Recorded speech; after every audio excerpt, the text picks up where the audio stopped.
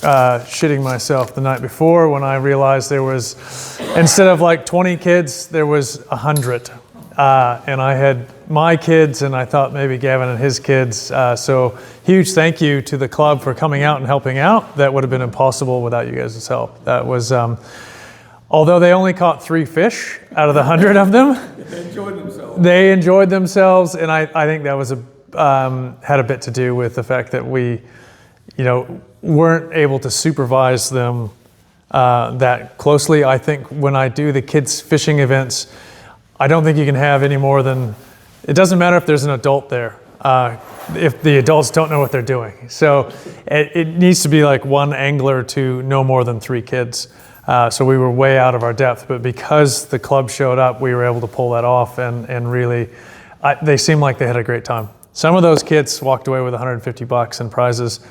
2 of the kids, because we had a prize for each species, I think we had catfish, rudd, tench, perch. There was only 2 species caught, so we had these extra gift certificates that we just put back in the random draw. And 2 of the kids that had actually caught fish out of the 100 drew those gift certificates, so they got double the grand prize. Both of them. After the fact, I was like, oh, I should have thought of that, but. Yeah, thank you very much for helping with that. And, hopefully we can find a spot that we can actually catch fish. I have been thinking about Turtle Lake as well, but I got word Sunday that had an anoxic event and killed all the fish. So we are still on the lookout and hopeful that we will find some spot we can do put and take trout for future kids events. But it's really difficult here because most of our lakes can't support trout during the summer months. So we have the winter only. We are really not allowed to put fish in anywhere that is a natural water body. So we'd have to have a pond or something to put the trout into. What about a carp lake? We could do if it's any lake that doesn't already have trout in it or access for trout to get in. No, I mean just carp fishing on a carp lake. Oh yes, we could do carp, and we had invited the course anglers, NZ Course Anglers here. One of the guys that I volunteer with for the Raglan Coast Guard he's been a carp fisherman for years. Was a friend of Stuart Smith who introduced the carp, and he's a good conduit between me and the course anglers. And yes, that did come up, and we were going to try to involve them because I don't think the kids, they don't care that they're catching trout. They just want to catch something, and if we can get them hooked on that, then they're going to move to other fish species for sure. So yeah, thanks again. I really appreciate that. And what I'm going to talk about tonight came out of our rule changes, but we're going to talk about our changes to Fish and Game, the gold clam, just because you guys are at ground zero of that, and our regulation changes, which I got a lot of hate mail about that too.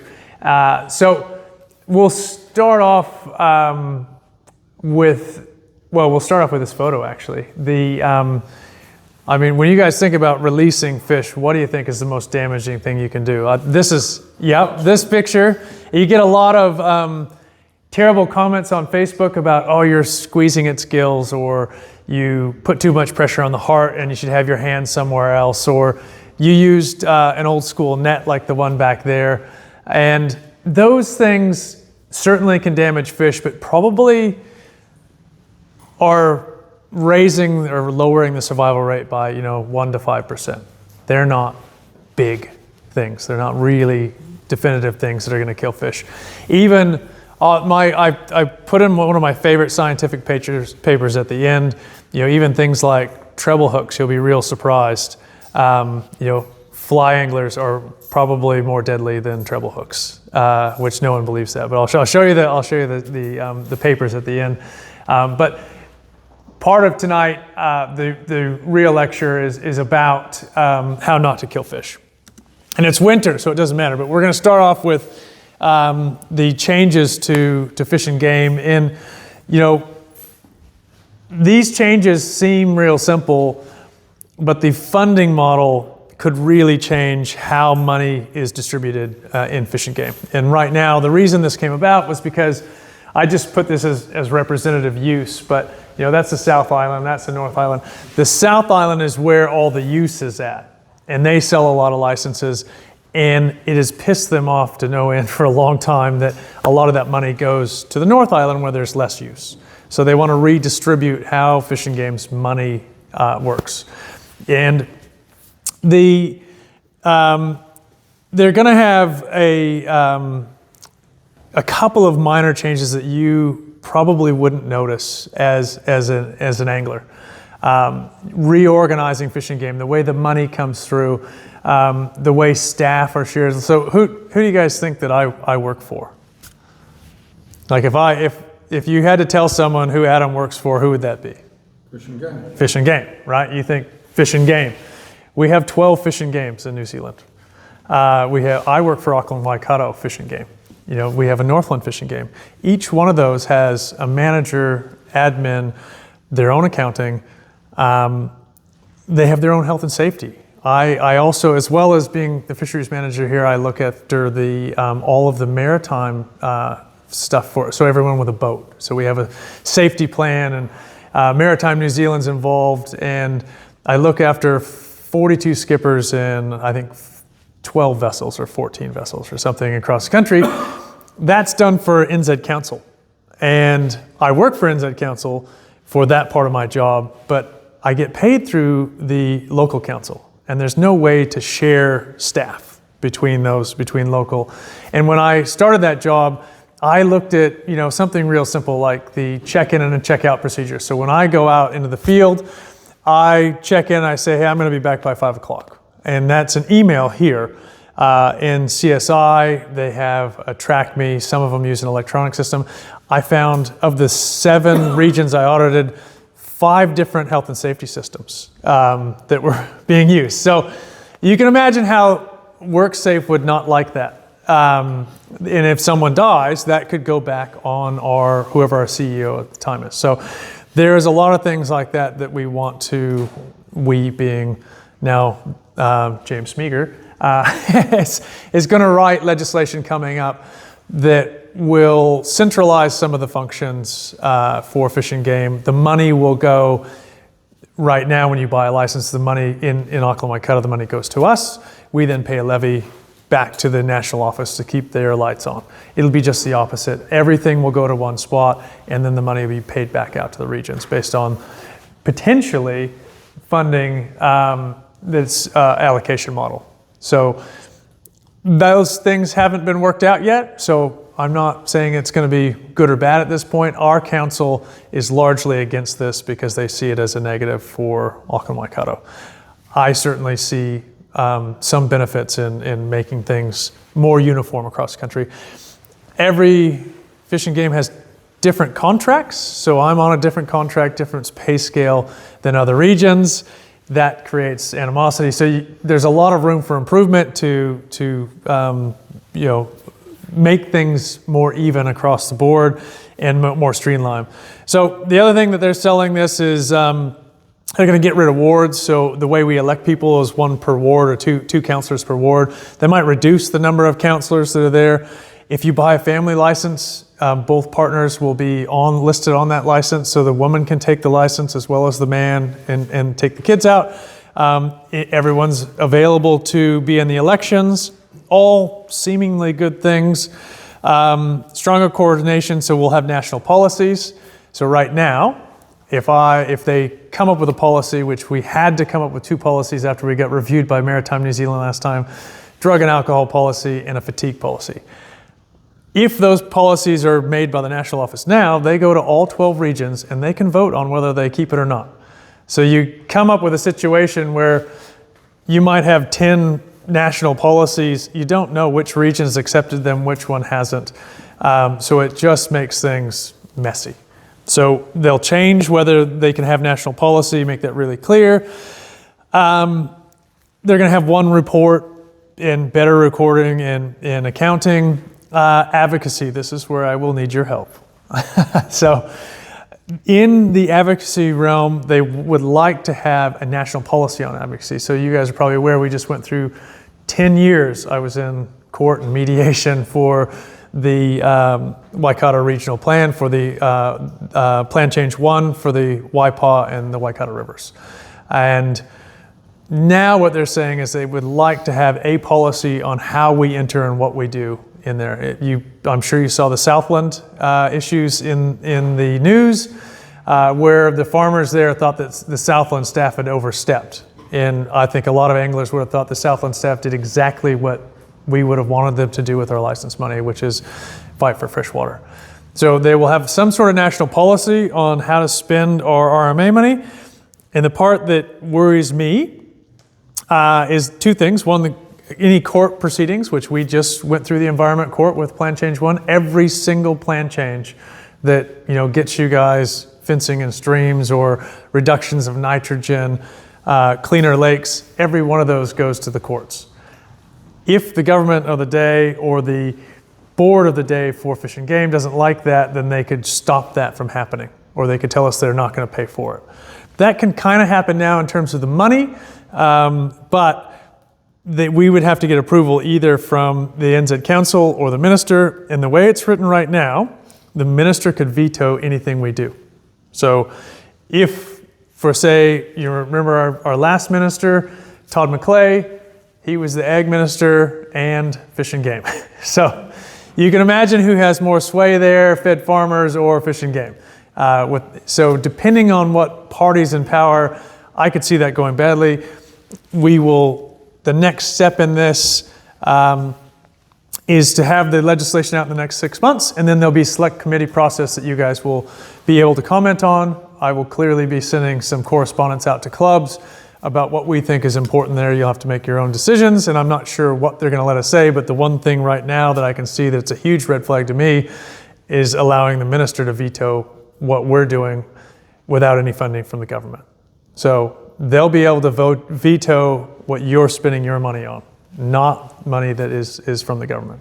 So that kind of ruffles my feathers. And in our council, of the maybe 14 different policies that have come through about this, I think our council objects to about 10 of them.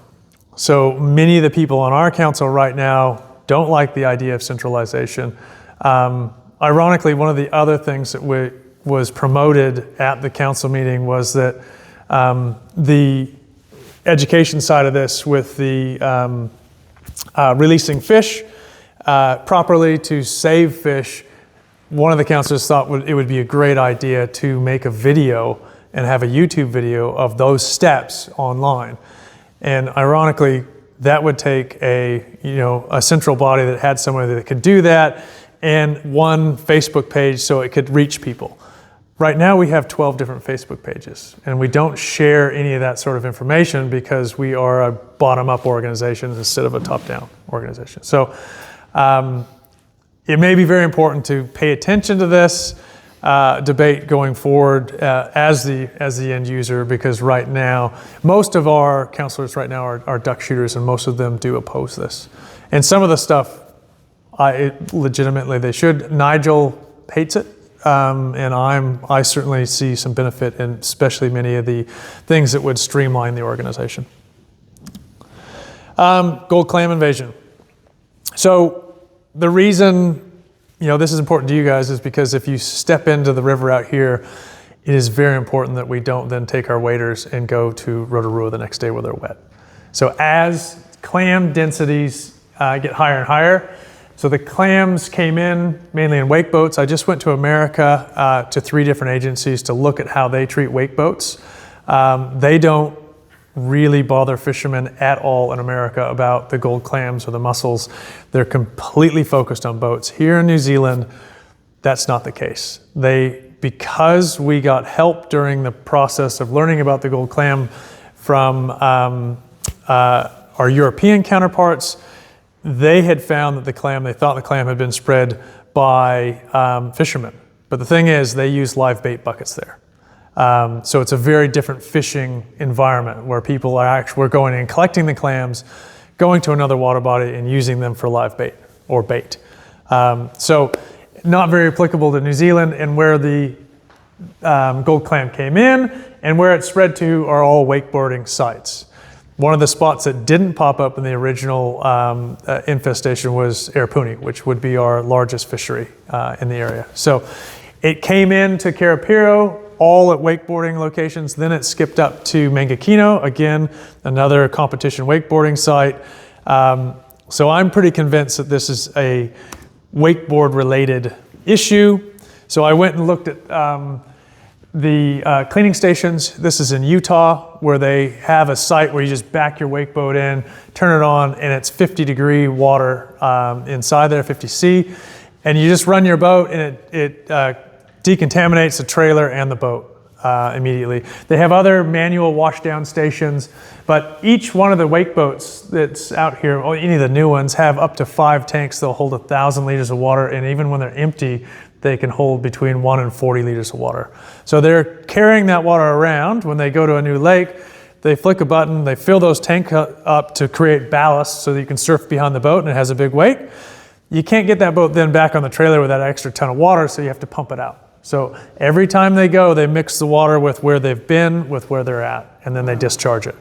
So a massive biosecurity risk. I had written MPI in 2023 after visiting Bob's Landing and told them that I thought that the wake boats were a significant risk to biosecurity, because then at the time I was looking to import a boat, and I found a guy in Auckland that was importing 50 boats a year off the west coast of the United States, used, including wake boats that were not decontaminated. So they had been bringing boats directly in. So 6 months later is when they found the gold clam. It was already here before I warned MPI about that, but they still have not closed the import of those boats. You can still import a boat today from the west coast of the United States.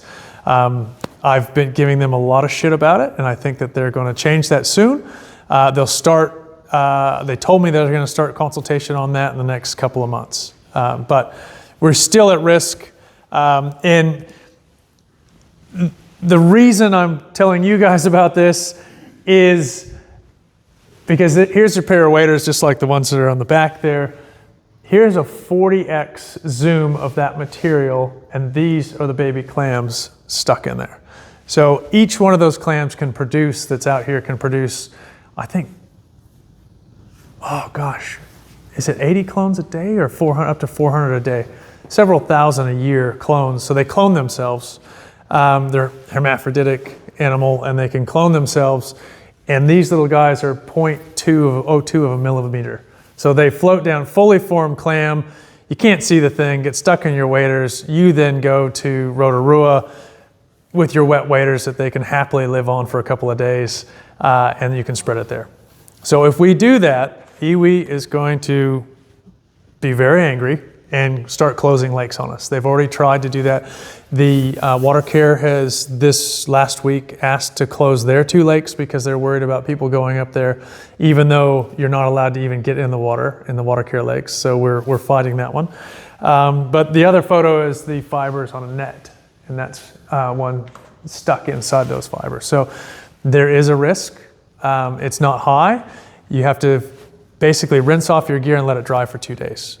If you can't do that, the recommendations are, soak in hot tap water, 50°C, just like that boat dip that I showed you.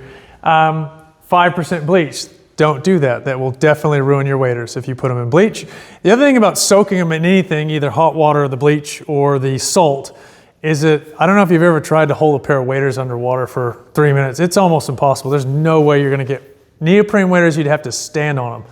I put, even with my Gore-Tex, 2 or 3 of those big paving bricks on there, and they just floated off, like the booties would float off. And if you do completely submerge it, it's gonna get the inside wet, and you're never gonna get the damn things dry. So right now, the best idea we have is to freeze them. So you can put them in the freezer overnight. Don't try to just set them in there wet. Put them in a plastic bag so they don't stick to the side, or you're going to be really pissed off when you ruin your waders. So you come back and they're stuck to the side of the freezer. I am working with NIWA. Ironically, the government funded $1.2 million to control the clams here on the river. They gave NIWA $10 million to study the clams. So just mind-boggling. It came out of 2 different budgets. NEWA has done a great job with the money that they have got, and they've come up with some detergents that will kill the clam. And I'm trying to work with them to put that into. Have you guys seen those spray guns that you use on your salt away spray guns? They foam. Hopefully, we're going to have a substance you can just foam your waders standing, and they'll be fine in 5 minutes. We're working on that now. That has to go through MPI and probably won't come out until at least the end of the summer. So, did you have a question about clams? My question was, why does anybody care about clams? Yes, good question. So they can clog up intake systems. So imagine that like you suck sand in, or these things are floating for a couple of days. They get into your intake system, and then they go from 0.2 to 20 millimeters. And when you get hundreds of them, they can clog pipes. But has that actually happened? Or is that just a myth? I have. In the States, there's loads of these. Yes, they're all over. Pipes everywhere The there? people in the States are not worried about them. They are very worried about golden mussels, coega mussels, and zebra mussels. So on the trip to the States, what they told me basically is if you can get these clams, then you know that you have a pathway and your water quality is perfect for mussels. So it's like the precursor to getting mussels, which are really bad, is clams. So I have read that the clams will increase the infrastructure costs. So there is a legitimate reason to be afraid, but it would be. So this is like marijuana leads to heroin. It can be. Well, what we know is that somehow these things got into the country and they survived, and they're doing really well. One of the places that I went to in America, they had got gold clams recently in their reservoir, and they have invested millions in now restricting access to that lake because they know that there's a pathway for mussels to get in if the clams got in. So it is something that we should be worried that we could get the mussels. It will cost money. It won't be anywhere near as bad as a mussel infestation. Some of the reservoirs there, they have. I have another presentation in here that has a picture of the mussels, but they have to lay 3 sets of pipes now in some of the reservoirs because within 2 years it'll completely clog the pipes. They'll have to do more maintenance with a mussel, but it's not as bad as a clam. So I have a guy from America that I've written to give us an estimate on that. But it's not good, but it's not terrible. These mussels are not the same mussels that you find in our regular rivers, streams. No. So the coega zebral and gold mussels are little tiny, like maybe up to 30 mil, and they just grow on everything. They will carpet everything. Your props, the underside of any intake, anything that's in the water just gets covered with them.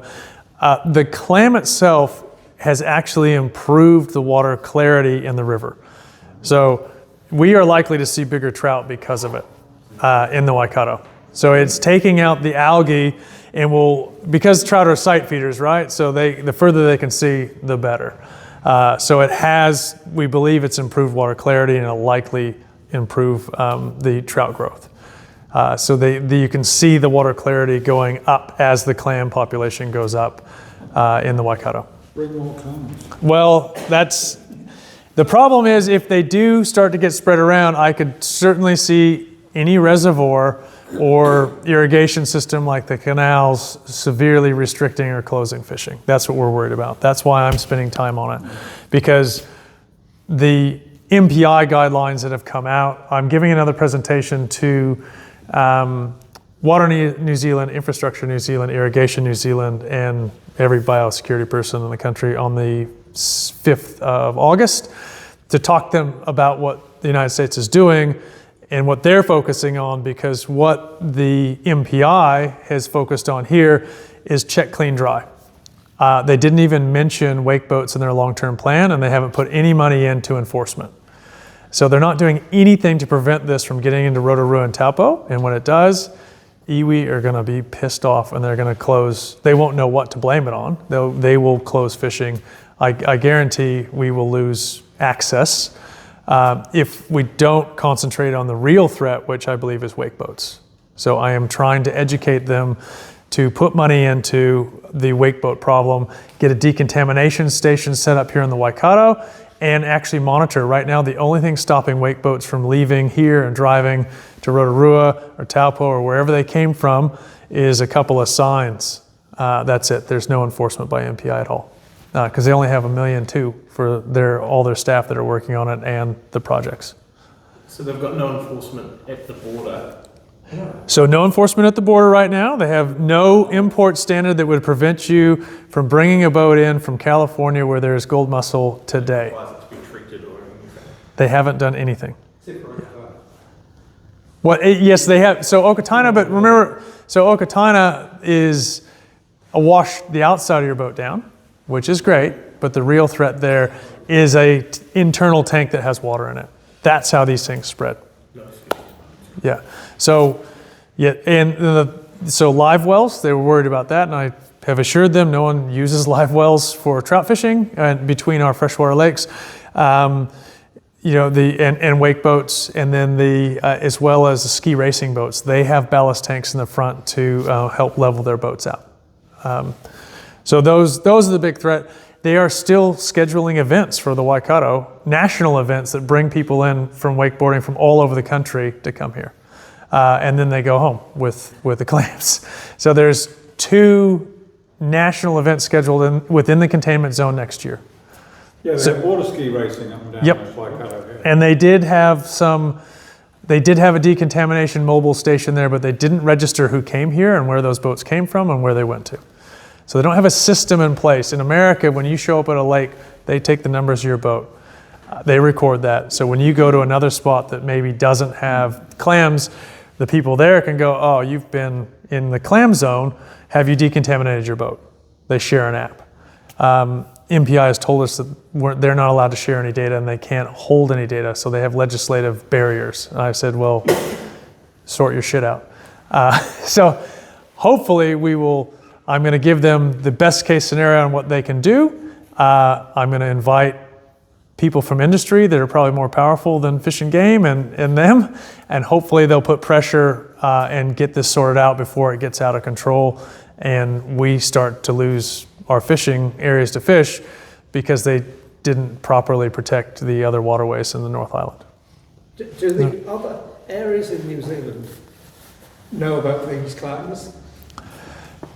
No, probably. Rotorua and Taupo do, but I don't think anyone else really realizes that it's coming and what the threat could be. Because, to you and I, it's probably not a threat. If you ran an irrigation scheme, then yeah, it could cause you problems. Water intakes, yes, could cause you problems. Cooling systems, yeah. So industry, I think, is aware, but the average Joe Blow is probably not. And we need to be really vigilant, and fishermen are probably the best informed biosecurity group that there is because of Didymo. I mean, you guys have been doing Check Clean Dry probably for 25 years. Many other user groups aren't like that. But we usually get targeted in terms of a pathway because we have a lot of data. So Fish and Game takes data on where you guys fish and where you go to. That's the only data available. If I went to a kayaking club, they'd have no clue. Rowing, no clue. Wakaama, no idea. So when they do studies on what pathways they have, fishing is always the first one because we're the only ones that have any information or data on it. So that's all they have to use, which we bring up whenever we're asked to share that data, but it doesn't seem to matter. So at that national event, it would be a good opportunity for a study if you could demonstrate the presence of clams and the boats leaving. That would be quite. that would be good. So the problem there is that the clubs will say, well, we only use one boat and it stays here. And I found a photo of the boat that they used at the last one here in another spot. And I've sent that to MPI. It was at another event. And I sent that to MPI and they haven't followed up on that. But what I'm fearful of is that when people come down for these events, they bring their own boats from all over the place and spend the weekend. Yeah. When I went to the Mangakino Nationals, there was probably 15 or 20 boats there from all over the country. And it would have been pretty easy to get license plates to see where they're at. So that's what I've asked. There's a company out of Cambridge that does a tower that does license plate recognition. I've asked them to put those on each of the boat ramps that for wake boats that are suitable for wake boats here on Karapiro, and then set up a database that will then flag those boats if they get on the ferry, go through the tolls in Northland or at Tauranga. So we can inform the local biosecurity people that these boats have moved into their regions if they leave the Waikato. Because right now there's a rule that says you can't use your wake boat after it's been in the Waikato, but there's no way to decontaminate it, and there's no enforcement. So no one cares. So No consequences. no consequences. They can't. Because there's no enforcement, and we did ask if I volunteered to be deputized for MPI and help them out, but they said they couldn't do that either. That the act did not allow them to use me as an enforcement officer. It has to be MPI staff, which there's probably 2 of those people in the whole country that do enforcement, and they're mainly agriculture. So they won't have, there's no one here that is watching. So on to regulations. Any other questions about clams? So please, A, take it seriously, B, freeze your waders. Yep. Talking about waders, what about reels and rods and lines? Yeah, wash them down. And if they're wet, they need to be dry for 2 days. Bring them in your house, put them next to the fire or someplace they're gonna dry out. There is potential there, especially with a, bigger braided line maybe, that they could get caught.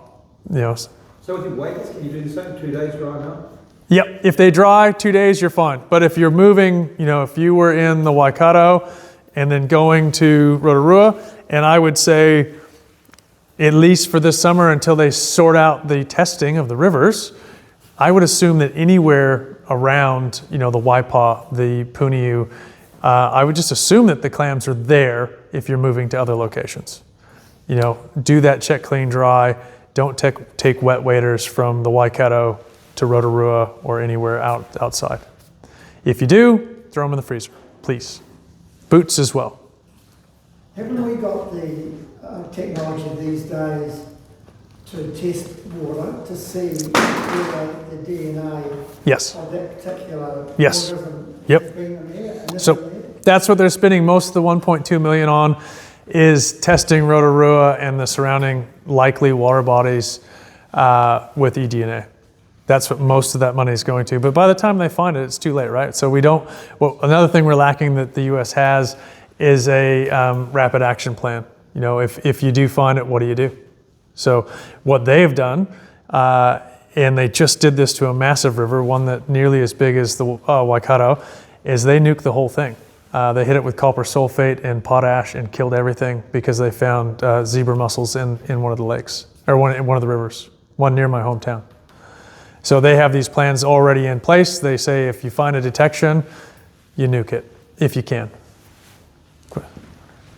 Yeah, mate. Is fishing game, or is it the councils who put stainless steel gates across ramps? Who does those? Have we put the? One up the top of Oh, the gated Arapuni? Yeah. So someone cut that. Someone has cut that gate. It's now open. I've been working on that. That was iwi. They wanted to put a Wakaama launching site in there, but I don't believe they had the permission to do that. They certainly, if that goes ahead, we were supposed to have an access plan and you guys will get a key to that gate. The club would get a key. But at the moment, someone has cut that gate and it's open to the public. If that changes, then I've been assured by Doc, who owns that property, that that we'll have an access plan in place, which will include keys. So we were supposed to get keys first before the gate went in, and it didn't work out like that, and then someone came in the middle of the night and cut the gate, so now it's open. We have no idea who did that, but I was just up there. Yep, no trouble. So regulation changes. The reason we considered this is mainly because Ben was gone and we could. So Ben was never that keen on doing regulation changes, and so we just went with whatever anglers had sent in to us. When he left, we thought, oh, here's an opportunity. We haven't reviewed things really in bulk in 20 years.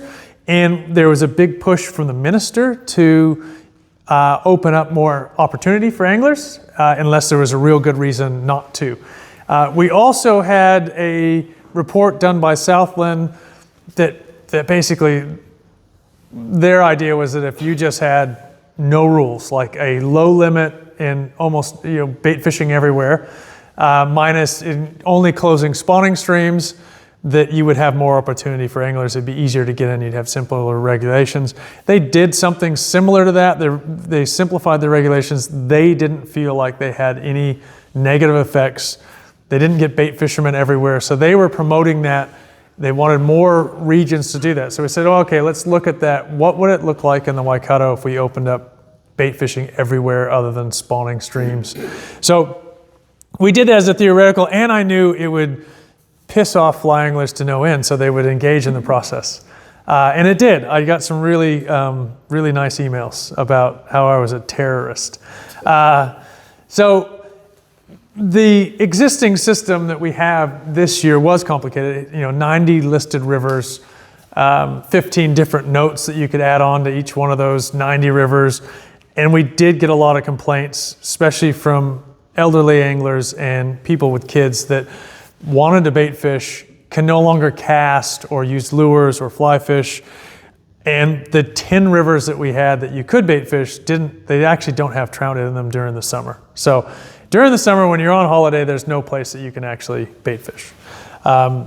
So we did look at them, and when we do that, we are required to ensure the sustainability of the resource. We have to have a precautionary approach if we don't have data. This is all from the Act. And we have to maximize recreational opportunity when we're doing that, when we're considering things. And where necessary, we have to protect pressure-sensitive fisheries. So the only one of those that really came under pressure-sensitive, it had enough hours or angler days, was the whakapapa. So we did increase restrictions on the whakapapa, but most of the other areas that we tried to reduce them. And then to consult, we went out to all of our anglers that we had on the database. We used real life. We did get about 31 emails for it and 168 people that responded to our online survey, which is pretty low. I think the first online survey I did, we got 1,000 responses. So comparatively low, and people really thought we should simplify. A lower limit, 2-fish limit, was the highest voted limit for both lakes and rivers. Removing minimum size wasn't that popular. Allowing year-round fishing was fairly popular. And fly anglers just hate the thought of having to fish with someone who uses bait. I got responses like "those people," and you could have swapped it. I think you could have swapped it for 1960s, mildly racist comments. It just directed it at bait fishermen. It was quite funny. So I put some of those in the report, actually, just to show what a gap it is, and the fact that can actually discourage people from trying fishing is the negative to it. That people, accepting people and how they want to fish, I think is something we could probably work on. So I'm going to go through the different parts of the reg changes really quickly so I can get to the main part of the talk. But the season in rivers that have relatively low pressure, so most of our rivers, the pressure has dropped in half in the last 20 years in terms of the days fished, and except for the whakapapa Wanganui. So those two justified sort of more protection. The rest of them, in terms of season, the only thing that we do with the season is A, hype up opening day, and B, protect spawning areas. So all the areas that we have known spawning where you can fish, we have closed seasons still as they were before. Most of those are already fly fishing only. So we just broke our rivers into 3 categories to make it a bit simpler. So most of the rivers are going to be open year-round unless we have known spawning areas. Minimum length, less than 5% of people kill fish one way or the other. That's Intentionally kill fish? well, yes, we'll get into that. But yeah, a lot of people, they don't kill fish, and those smaller fish are not worthless, but of far less value than a big fish. So I'd rather see you kill 10 small ones than one 6-pounder because of the fecundity of that fish, what it means to an angler who catches it, and the fact that of the 10 little guys, 9 of them are going to die anyway. So if I see someone going home with 2 little fish instead of 2 big fish, I'm a happy fisheries manager. So there was no biological reason to limit that. Ethically, you could make the argument, what are you going to do with that? But I don't care because big fish produce more offspring when they do breed. So is bait an issue? It can be for sure, and deep hooked fish are probably 30% of them will die, especially if you try to pull that hook out. But the thing is, bait fishermen are often killing those fish anyway, so that's why we go with a 2-fish limit, lower that limit so they don't do the damage. And actively fished bait is similar in terms of the mortality of the fish to spin fishing and can be similar to fly fishing. Would you look at circle hooks only for fishing with bait? Or So you can, and there is a new style of hook. I'll show you a picture on the last slide that kind of has a sleeve that will release itself. So a barbless bait hook is also can be a lot less lethal. But if you have a 2-fish limit, it sort of mitigates for that as well. So we haven't opened up bait fishing everywhere. We'll get to that, but we did think that it did justify opening up to more areas than where it currently is. And the bottom here is the important part of the last part of our talk. When we went through this process, looking at where the most of our fish are probably dying, we thought it's probably catch and release fly fishing that kills most of our fish currently. So our council got 2 options. We broke rivers into 3 sections, 4 actually, closed, sensitive backcountry, and then a controlled fishery, which would be, sort of your Waipaw, Ongaroo, the ones that you know and like. All of those, the council chose between having our top ones here are going to be our fly fishing only streams. These would be spin and fly, and then all other rivers. So we used to have 90 rivers in this section. We've cut that down to 30. The other option for them was just to retain basically the fly fishing only and put everything else, anything goes year round. What they chose was to cut our listed rivers from 60 to 30. We're keeping almost all of the fly fishing only areas. We're extending the fly fishing only area on the Whakapapa, so to the area above Ofonga, a mile above. And I think one more. The other one is the Kakahu has dropped off of the fly fishing only. The hours on that river were tiny, so it's not getting used. And a lot of that's access. So we didn't think it justified being fly only. Any questions on the rule changes? So which streams that today have a close season, next season won't have a close season, that we would fish regularly? Any of them? Lower Kaniwhaniwha. Oh, Kaniwhaniwha all year. Who knew? Puniu. Yep. All year. So the thing is, the Mangatutu, no, because that's the fly fishing only sections. Yeah. Those were there because those are spawning areas as well. So those are closed during the winter. So any spot where we have known spawning areas, closed during the winter. If we have inadvertently opened up areas, because the thing with the Upper Puniu where they do spawn is it's private land, no one can get in there. Anyway, so if you guys do think that there's spots getting abused that are spawning areas, next year let me know and we'll review it the year after. So if you do see people fishing for spawning fish and something that we've overlooked, which we certainly could have because we've made a lot of changes here, let us know, we review it next year, we change it. I don't think we'll have a catastrophic effect if we have a 1 year out. So are you saying that on streams like the Puniu, I mean, on the Mangatutu, it's some fish don't move more than about 500 metres in their life, do they? They'll go up to spawn, and normally they go up to spawn in the up above the bridge. Right. Yeah. We often see, like our spawning streams are often spring fed that big, on the back of a farm somewhere. They're usually not, some fish will spawn main stem, but most of the time it's not. So if you do see mass main stem spawning in areas that we have open, take a photo, let me know. But for the most part, we've tried to keep, you guys will have thousands of more kilometers next winter compared to this winter to fish. Yep. Where can we see all these details of the zone groups? So it's not, because the minister has to approve it. So if he does not approve this, poof, it's gone. But I'm assuming he will, because he's had a huge push for increasing opportunity for anglers, unless there's justification that it will hurt the population, the fish population. So we went through that process with all of these. I went through line by line with Nigel, who then presented this to council. Any questions on that? And then I'll get to the main part. The main part.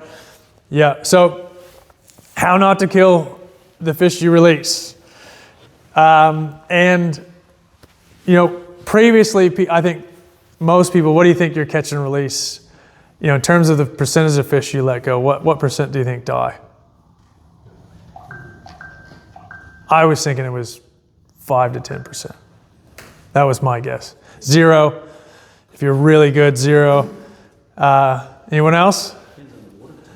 Yeah, that does. It does depend on water temperature. We'll get to that part. But most people, our assumption in the regulations was that was very, very low. And especially fly fishing, it didn't matter. So there's other areas in the world where you catch your 5 fish, whether you're going to kill them or not, and you're done. You're supposed to walk away. So when we discussed this, council voted basically to inform people through an educational approach rather than setting regulations. Because I said one of the things that we could do to protect fish, if we're worried about not having enough fish in the water, is make sure that people aren't fishing when it's hot. So, what is hot? And this goes back, you guys have probably stopped in and tried to fish the Yohanna Murray at some point during the summer and been like, oh, this place sucks. And it's because hot is when the river gets above 19 degrees. And I personally use this to target fish, because if I'm going up a river, I will take the temperature on the way up, and where I find the fish is usually at 18 degrees. If you have 20 at the bottom, you work your way up the stream. 19, I think, is transition zone. They're moving out of that. 18 is where they will stop and maybe go to 17. So they're going up in elevation and shade to smaller streams that are cooler. So 200 meters elevation. And they're looking for that sweet spot. I'll give you a graphic example of the Awakino a bit later. But then once it hits 25, that's lethal. That kills the fish. So a lot of times in the Yohanna Murray, especially down there in the gorge, you'll get summers where it's lethal for a month and just it nukes everything if they can't get out, because that has a fish barrier on the upper end. They can go into the Watafita, but that system is really heat limited, and a lot of our rivers are.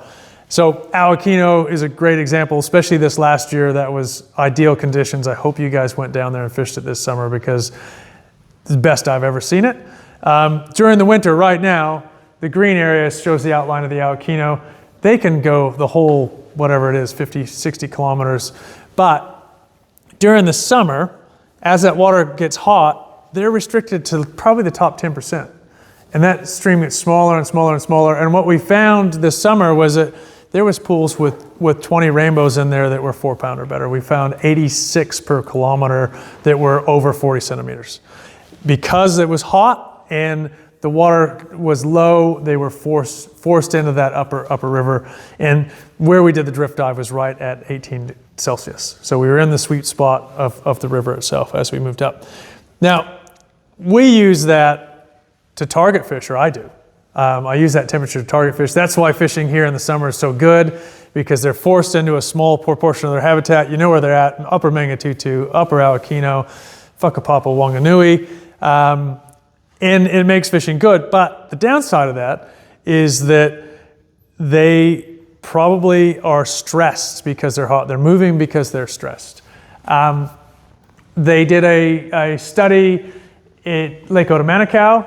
This was, I think, a year or two after I changed the sport fly fishing NZ permits to say that they couldn't have their competitions if the water temperature was over 19 degrees. That pissed them off to no end, and they got really angry, complained to Ben.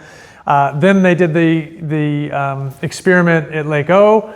They found that when it was over 22, they killed 30% of the fish. There's been very similar studies done in Montana where they had 20-degree water temperatures, they killed 20% of the fish. So as that temperature goes up above 18, your mortality rate goes way up. So, you know, the thought that you're going out there in the upper Mangatutu when it's 19, and you might go and catch 5, 6 fish, 10 fish in a day, you might have killed up to 5 of them. So you've hit your limit without taking a fish home. So it's something that we really want people to think about. Carry a thermometer. In Montana, they have hoot owl fishing, where they close fishing during the summer from noon or 2 to midnight. Other areas, they just close the fishery altogether. Lake O is now closed in February. The thing is with the Lake O closure is that, yeah, it's hot in February, but you can have cool periods. So if we did that, we would reduce the availability time that you could fish there and not have an effect. So what we'd like to do is ask people to buy a thermometer, keep an eye on it. There are websites that have temperatures on them, but generally they're in the lower river, so they'll be hotter than what is actually where you guys go fishing. So, you know, find a digital thermometer. I have tried those medical ones. Most of those have a very tight range, and they don't read hot enough or cool enough. They're right around. I'm sorry, they're too hot. They read it like 36 or 37 in a small range. So, find a garden thermometer or some sort of thermometer. Barbecue thermometer is usually what I buy. What's that? A cooking thermometer. Yes, cooking or barbecue thermometer. They're $19. The only thing I don't like about them is most of them are pointy. So if you lose that little case, they'll fall over and poke your waders or poke you. So if someone finds a good thermometer, let me know. That's cheap. One of the last talks I did in Auckland, the guy said he got one off AliExpress for $5 and he's been using it for years. It's waterproof. So, and I get the digital ones because they read faster than mercury. I used to, when I was in the United States, had a mercury one. I used it I would stop steelhead fishing when the temperature got below 5 degrees. When it got too cold, they became inactive. Or if you want to go fishing, you know, kill your 2 fish and go home. But what I don't want you to do is think that you're going out catching 10 fish when it's 19 degrees and that you didn't have an impact, because you did. 18 degrees the preferred temperature, or is it 11 degrees is the preferred temperature. excellent tolerance? So that's when you would turn on the air conditioning at your house is 18 degrees. You know, they get hot and they want to move. So I watch the Waikato River temperature. As soon as that hits 18, that's when you should start hitting the Waipa and, you know, start waiting at the Mangatutu and the Pirangia streams. Is when this hits 18, they will go down to the mouth of the Waipa and up. And they will stop at each one of those streams on the way up likely and rest because that is a cold water input. So salmon and steelhead do the exact same thing. I used to track them with radio telemetry for a living. They will stop at every single input on the Columbia River on the way up, all those cold spots, and that's where people go target them. There'll be hundreds of people fishing for the salmon and steelhead at those cold water inputs. So the next thing I want to talk about is average time out of water, and this is something that's getting worse, not better. So how long, what do you guys think the average time is out of water that your average trout gets? Someone's actually done a study on this, which pisses me off because I would have loved to have done that. Photograph it or just put it back? So overall, average. 30 seconds. Bang on. Wow. Bang on, 30 seconds. So the things that affect this is the net type, whether you take a photo, the fish size, you know, bigger fish are harder to deal with, and the release method. So having a release tool can really save you time. And so the average time, someone did a study on this, 30 seconds. That increases the mortality rate of those fish by 38%. That was done at 15 degrees. So that was done under not ideal, but really good water temperature, 38%. So I just saw a paper that came out and it says, is Facebook killing our trout? And so if you are gonna do that, I mean, if you're gonna take photos, which everyone takes photos, I'm not saying don't take photos, yes? Did they do any study on the mortality rate of the 1 minute, the 2 minute? So For the bigger fish that they're getting more photos? yeah, they didn't break it down like that probably because they didn't have the numbers to make it statistically valid. So what they did do is there was one study that did the average time out of water. The other one did what the effect on those fish was. Again, it's a net pen study, so it's not perfect. So that pen has an effect, I'm sure, as well. But the take-home message there is that you guys are in the Waikato. You're in one of the hottest areas of trout fishing where trout can survive. So you have the two factors there. A, fish out of water. B, it's hot here. No one's combined those to see what those two effects are. I can guarantee you it's bad. So the rate is going to go way up. So what we're recommending there is, if you have pliers or forceps, release them in the water. I like forceps because I used to do fish surgery all the time, so I'm used to using them. Fish release tool, piece of cake. If you can leave it in the water, run it up, and pop the hook when it's still in the water, great. That's the best case scenario. And in getting it to shore quickly as well. So having that ultra thin leader where it takes you an extra couple of minutes to fight the fish, that's also detrimental. You're stressing the fish out. Take a video. This is one of Nigel's. I'll give him credit for this one. He is a big advocate of just having someone video you, pull the fish up, put it back, clip out a 4K photo, rather than trying to get that perfect photo. When I do it, especially with kids, I'll kill the fish and we'll eat it because I know that fish isn't going to survive. So if you see a picture of my son with a big trout, we ate that trout because I don't dick around. I know he's going to drop it 3 times while we're taking the photo. So I just bang it on the head straight away and then we don't have to worry about that drama. Yeah. The question, if you catch a tagged fish, Yes. you're not going to get that date off it in 30 seconds. Yeah. Yep. Absolutely true. But yes, we don't mind if you sacrifice those fish. The tag fish is one where I would say You kill them all anyway, tag fish. That's not the point. getting the length on that tag fish, is important data for us. So I would give you an extra bit of leeway and time there. You can still leave them in the net and measure them in the net. As long as they're in the water, it's better for the fish. The faster you can get it all done, the better. But there's another side of that. Yep. When they're being tagged, Yes. that's a lot of stress and they're out of the water. a lot Yes. longer. Absolutely I've correct. seen that. So I took that slide out. So I have a slide that shows. So we have 4,000 tag fish now over the last 20 years. The fish that are tagged during the summer when it's hotter survive at a lower rate. So they're much less likely to be recaught than the ones that are tagged in the spring.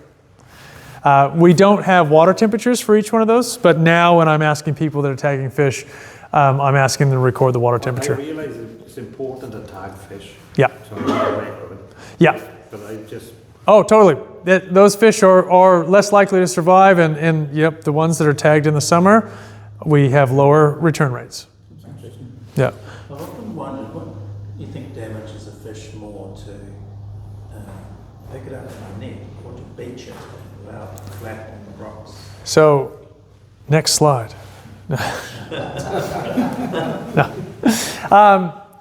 No. Anytime you affect its dermis, I think that they are much more likely to get what we call white snow or ick or white rot. So they'll get a fungal infection later on. No one's ever done a study on that. It would take a month for that to develop. So I would say if they're get onto a dry surface and it rubs that dermis off, then yes, you're gonna cause damage to the fish in the future. In terms of a net, how would you guys rate the nets? You know, given that it's wet, you think 1 through 3?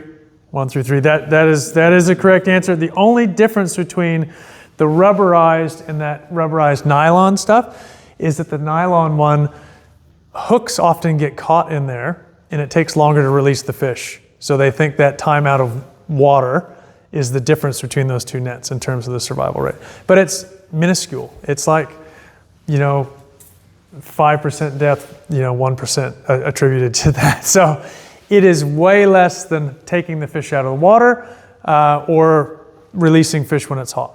So it does have an effect, but it's not nearly as big of an effect as water temperature or taking the fish out of the water. So it would be best if you try not to use the net at all and you just released it in the water. I know that's not always possible. If you need to grab the fish, wet hands. So again, anything that's dry, that's touching them, that removes their dermis is gonna reduce their long-term survival. We don't know how much, but it's probably not good. And the shorter the fight, the better. So this is one of my favorite papers of all time. This is the nerd paper. And one of the things that I love about this is this. We'll start with the green one here. This is the mortality of treble hooks versus single hooks. A single barbed hook, 4.8% mortality.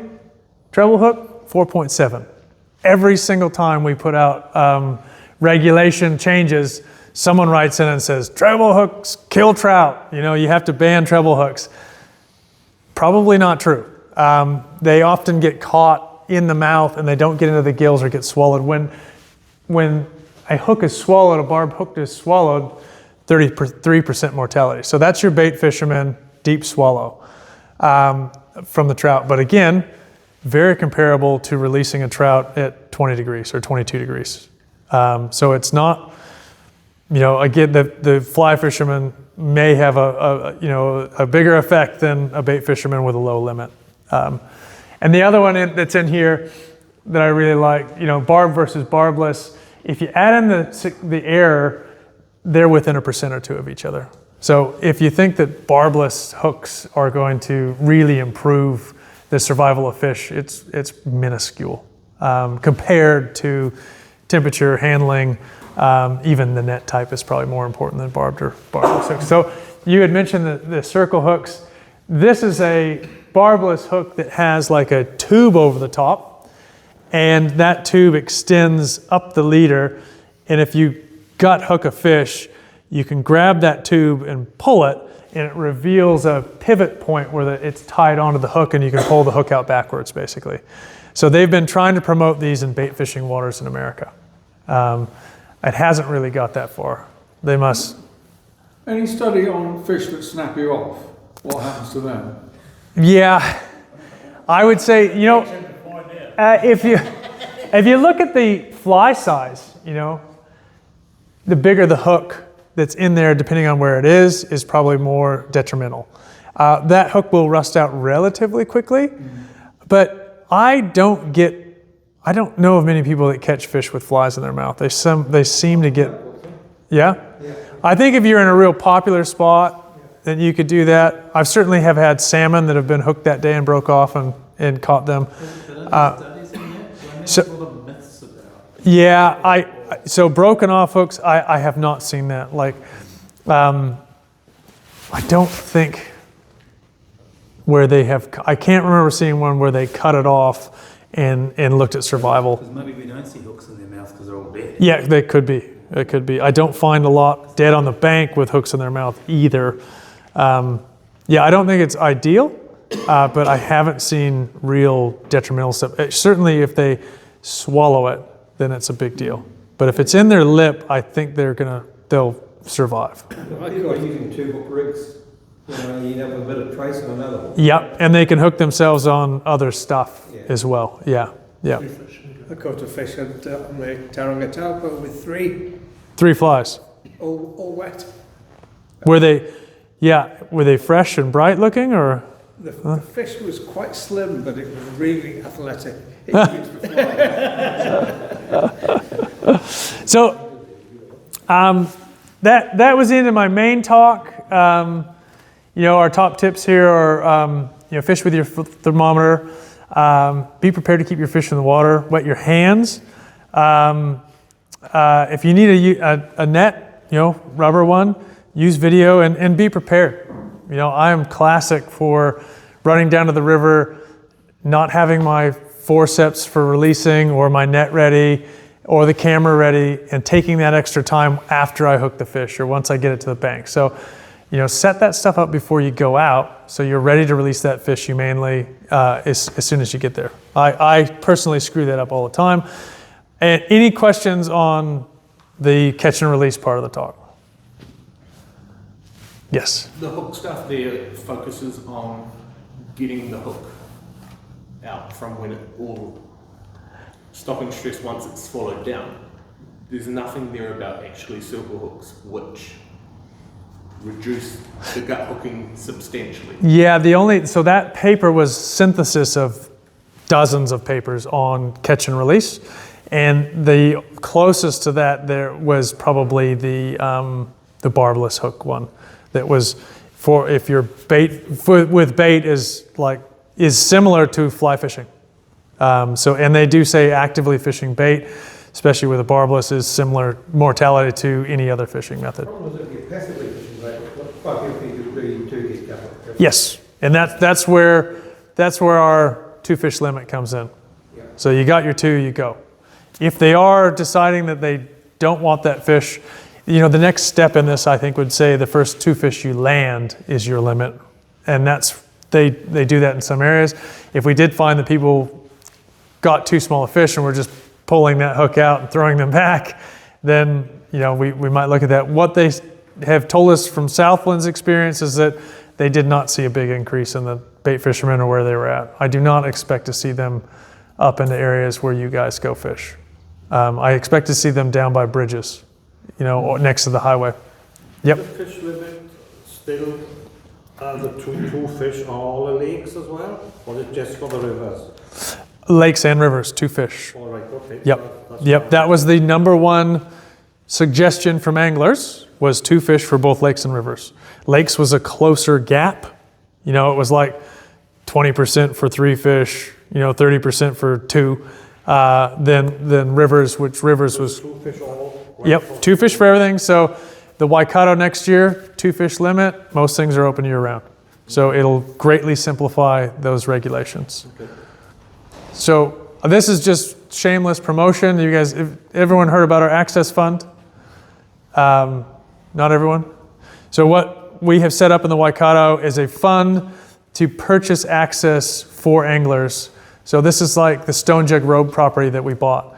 Right now I'm going through the process of putting in permanent easements there, working with iwi to put it in the local council. We're going to have permanent easements from the paper road out to the river, and then a riparian reserve along the river. Once we get that in place, that property will likely go for sale. We will use that money then to buy another property put permanent easements in, sell it. And we have been asking for donations for people. I have a graphic of that, but basically this is one of the properties that I've been looking at just above Ofonga. This area here was supposed to be public access. They didn't process the paperwork correctly and you guys lost out. So right now this is just below OEO, you should have access in there and you don't. So this is one of the properties of about 8 that I'm looking at up there, and we'll be approaching the landowners as soon as we sell or think we're going to sell the Stone Jug property. We'll ask to buy that property. We'll put in permanent public access to the Whakapapa River, then we'll sell it. Then we roll that money back into the fund, buy more property. So we set that up in the Waikato. I started it last year. We've had $25,000 in donations to the fund. We've had an individual that lives here in the Waikato that has donated his estate already that's worth about $500,000 to that fund. And then we put all of our mitigation money into it. So we are starting to get a substantial amount of money.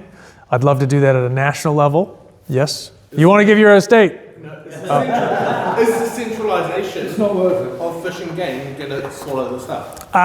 They certainly would like to have this at a national level, and I think if we did this at a national level, which I'm working with Richie right now on, so we have an Auckland Waikato one. But if they don't take it up, So they can't.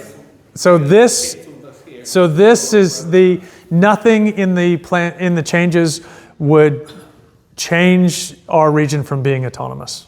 So we would still have our region. We'd still have our own funding. There is no suggestion at the moment to take anything.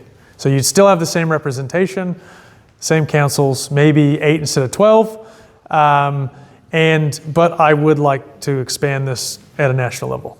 I would like it when you bought something online or went to hunting and fishing, if during the checkout process it said, do you want to donate $2 to the Angler Access Fund?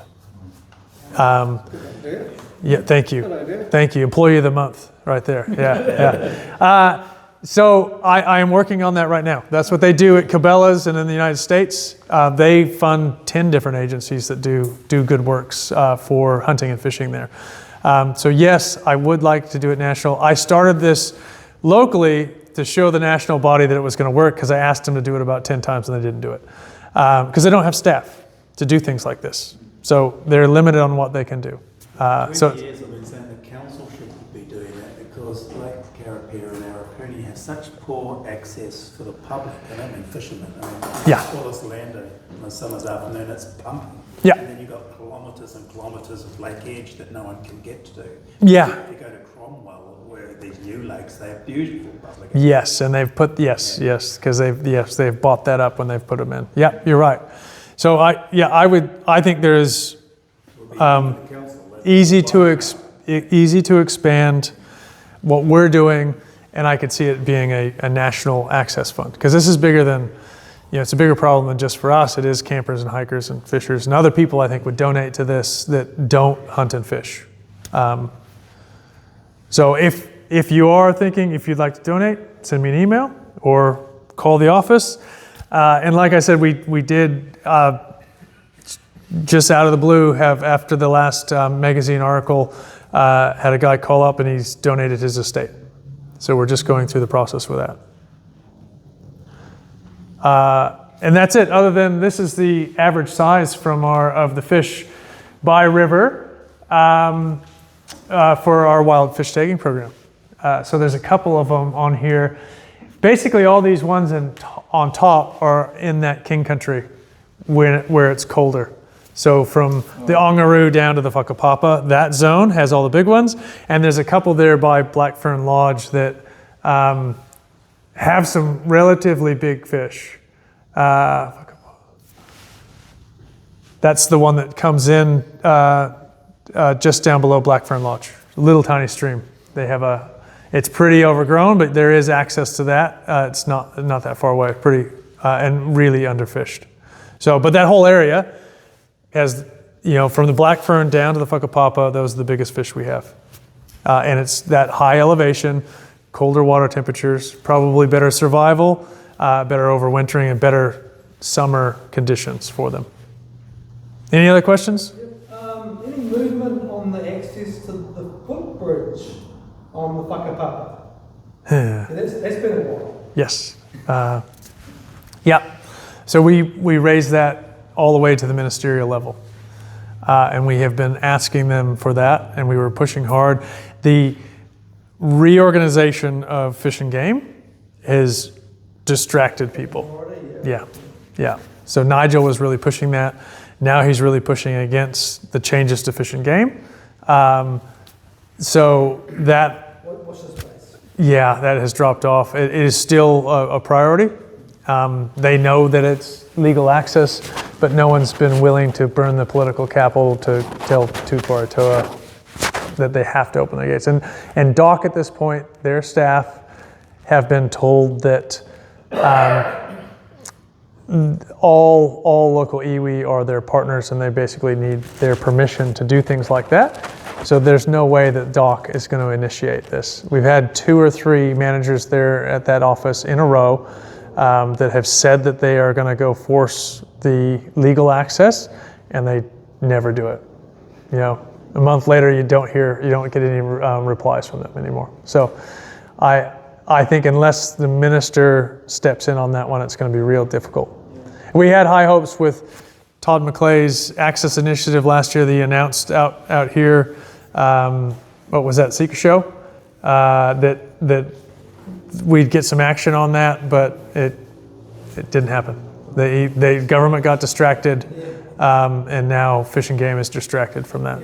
Yeah, I wish there was, but I'm not going to hold my breath on that one. I would rather buy a property up there that gives us access. And I did go visit OEO this year, and I drifted over that OEO Farms. They let me in, which was very nice of them. The Frew family, and that was full of massive fish. So it's not getting hammered. There's not many people getting in up there. Yep. I did try to float through this year. Yeah, don't try that. Yeah, I had a friend that had a panic attack. He didn't. Yeah, that didn't end well. But I thought it was a great challenge. But you have to be like extremely motivated and fit to get down that river. Yeah, you're basically pulling your boat the whole way across rocks. Yeah. Any other questions? Are we able to get a copy of this with the information that you're not allowed to verse redacted? You know, I don't think I said anything tonight that was that you wouldn't be able to. No, that information on the proposed changes to the stream. That is public. The proposed changes is all public. I actually copied that off the minister's website, so I wouldn't get in that trouble. So anything that's written on those slides, and I can give you a PDF copy, you guys can have. Yeah. Yep. The only thing that I would say would be controversial there is that, you know, our councilors have a different view on a lot of those points than I do.